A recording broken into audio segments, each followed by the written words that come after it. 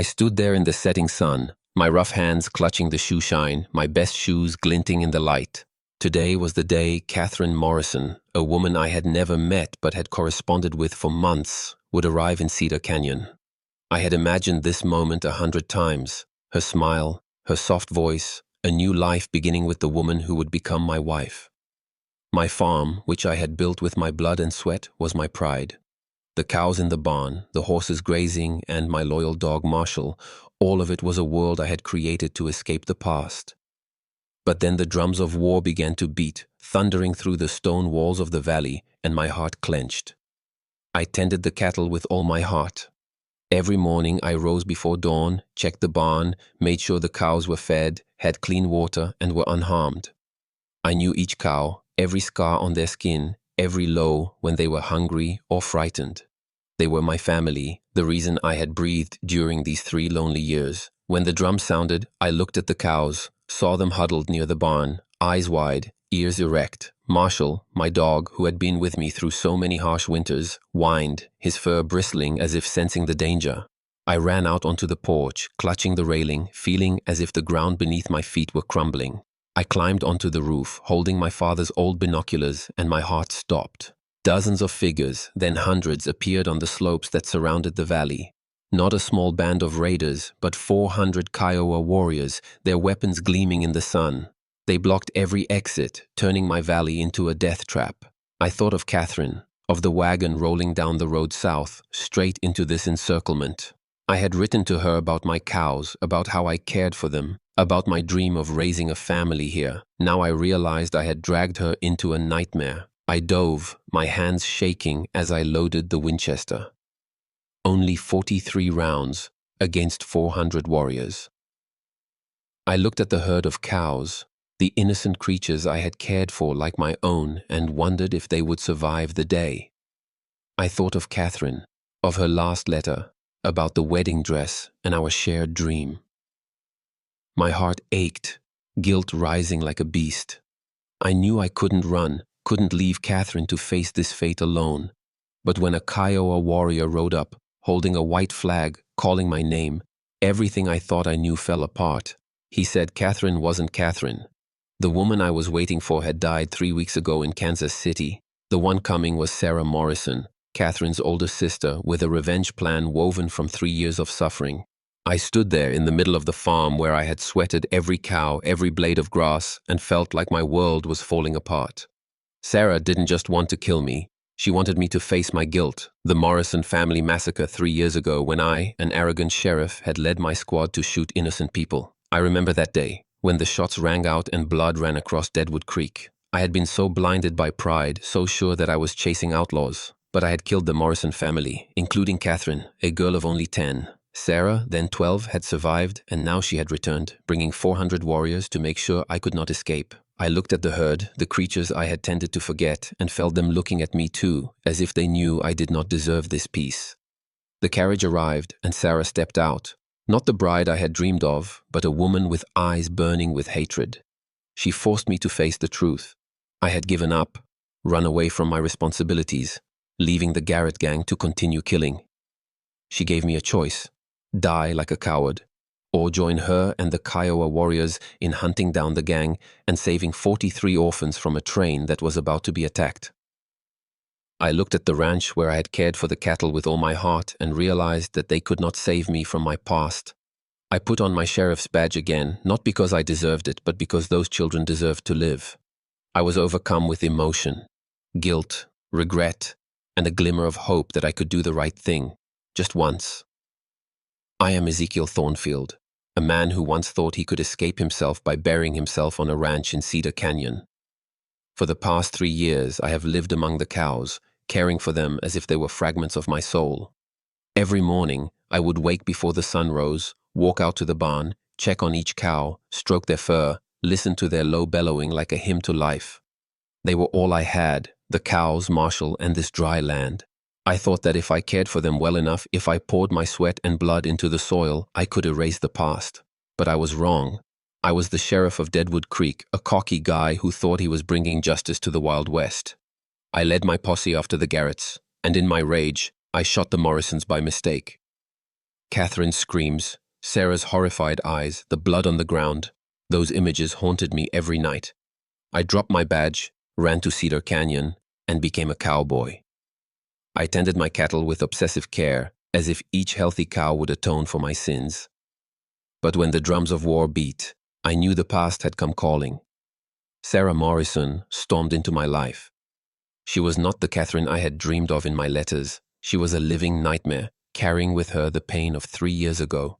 As she stood before me, her eyes cold but burning with hatred, I felt my heart squeeze. She forced me to remember that day, the day I led my squad to fire on a trading post, killing her parents and sister. I wanted to scream, to say that I didn't mean it, that it was an accident. But when I looked into Sarah's eyes, I knew my apology was worthless. I tended the cows to forget. But Sarah wouldn't let me forget. She'd spent 3 years weaving this trap, impersonating Catherine, writing sweet letters to lure me into this moment. I looked out at the barn where the cows were shaking to the beat of war drums, and I felt like they were judging me too. I didn't deserve the peace they brought, didn't deserve the home I'd built. Sarah gave me a choice, face death or help her catch the Garrett gang, the men I'd let escape. I stood there in the middle of the barn, guilt stabbing me like a knife in the chest. I didn't want to die, but I also didn't want to continue living like a coward. When I put my badge back on, my hands were shaking, not because I thought I deserved to be sheriff, but because I knew the kids on the orphan train needed me. Sarah, with her strength and pain, reminded me that justice is not about running away, but facing it. I looked at the cows one last time before I left, and for a moment I felt like they understood me. They had been with me through my loneliest days, but now I had to leave them to face who I really was, a man full of mistakes, but still with a chance to do right.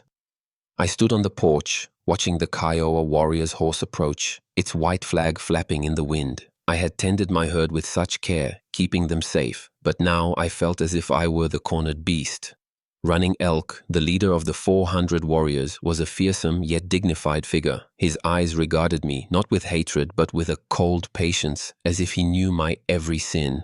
I had heard of the Kiowa stories of raids, but had never faced them directly. Now they were here, surrounding my valley, and I could do nothing but grip my gun. Running Elk was not the enemy, I realized as he spoke. He and his tribe had their own pain, children torn from their families, loved ones murdered by bandits like Garrett's gang. I looked out at the barn, where the cows huddled together in fear, and felt a strange sympathy for Running Elk. I tended cattle to protect them from wild animals, from the elements, but who protected people like him? He was working with Sarah not just for money or revenge, but because he believed in protecting innocent children, the way I tried to protect my cows. The carriage driver, a carefree fellow, appeared with a smile on his face, unaware that he had just delivered death to my doorstep.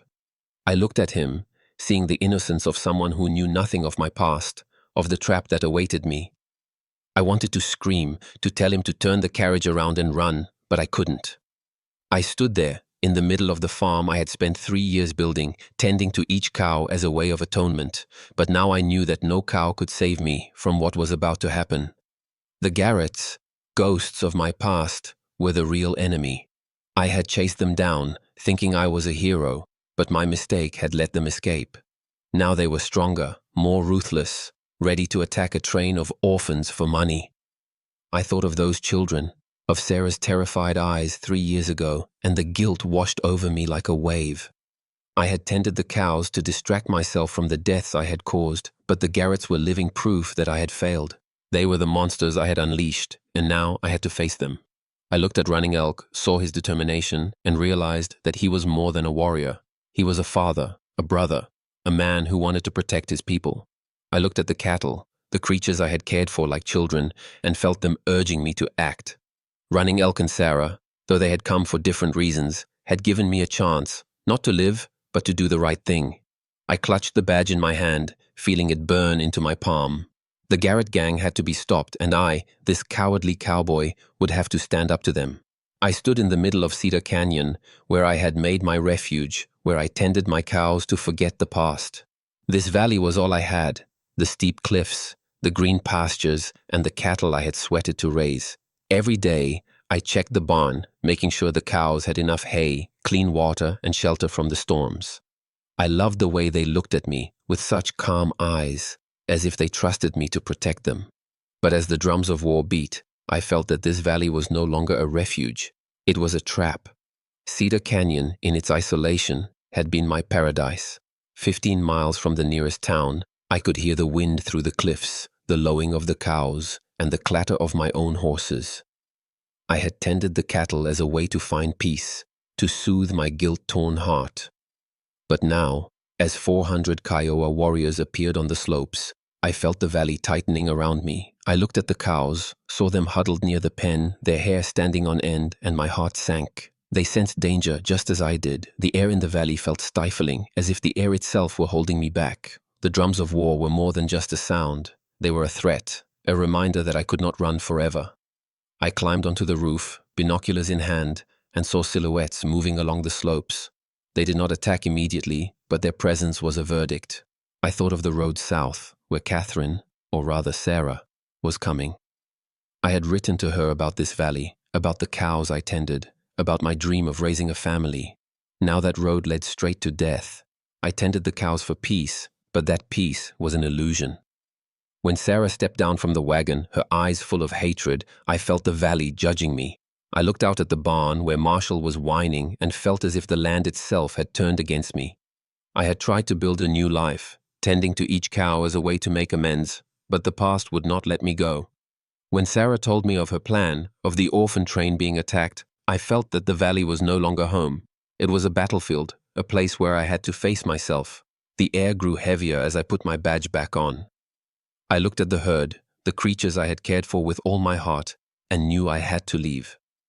Cedar Canyon, with its harsh beauty, had given me 3 years to run, but now it was where I had to stand. I felt my heart pounding, not with fear, but with a new fire, a determination to protect the innocent children, the way I had protected my herd. This valley would always be a part of me, but now I had to leave to find the person I had lost. I stood there, in the middle of the farm I had tended with all my heart, watching the cows tremble to the drums of war. I had thought that caring for them, keeping them safe and healthy, would atone for my sins. 3 years ago, I had murdered the Morrison family, and since then I had lived in isolation, caring for each cow as a way to ease the pain in my heart.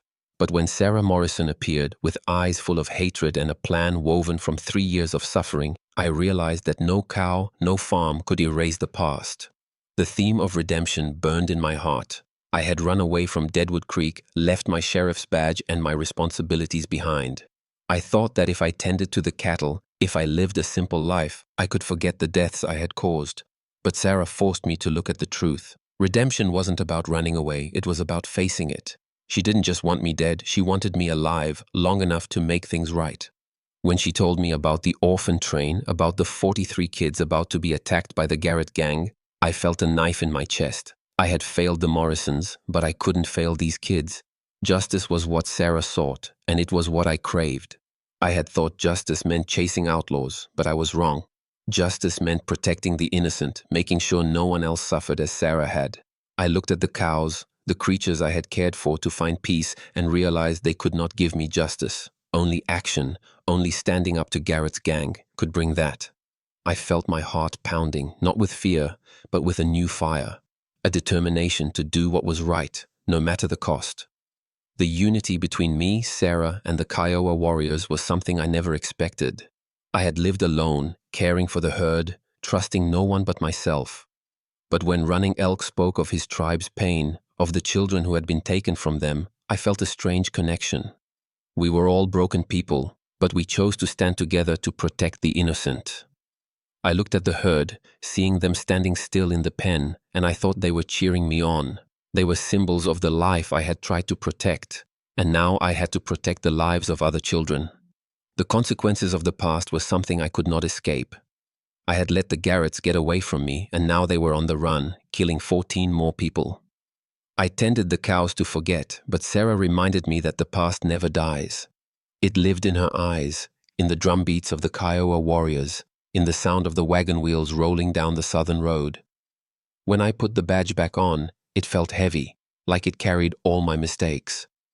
But I also felt a glimmer of hope, not for me, but for the children on the train.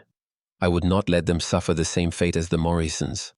I left the ranch, the cows I had raised like children, and set out on a new journey. I didn't know if I would survive, But I knew that this time I wouldn't run. I would face my past, my guilt, and the Garrett gang. I would fight, not to make amends.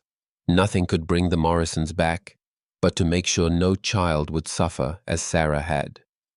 My heart pounded, filled with fear, regret, and hope. I was no longer the cowardly cowboy. I was Ezekiel Thornfield, and I would do the right thing, even if it cost me my life.